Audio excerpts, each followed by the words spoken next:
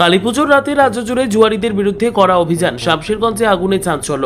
কালীপুজো দীপাবলির রাতে রাজ্য জুড়ে নিরাপত্তা ব্যবস্থা জোরদার রাখতে তৎপর ছিল রাজ্য পুলিশ। সেই রাতে একাধিক থানায় অভিযান চালিয়ে ধরা পড়েছে বিপুল সংখ্যক জুয়ারি।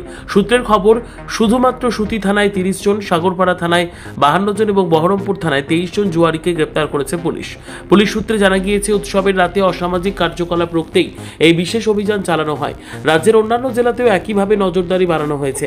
কালীপুজো উপলক্ষে ভিড়ের মাঝে যেন কোনো অনভিপ্রেত ঘটনা না ঘটে তা নিশ্চিত করতে পুলিশ প্রশাসন সর্বোচ্চ সতর্কতা অবলম্বন করেছে। তবে এত কড়া নিরাপত্তার মধ্যেও সোমবার মধ্যরাতে শামশেরগঞ্জে পটকার আগুনে একটি অগ্নিকাণ্ডের ঘটনা ঘটে।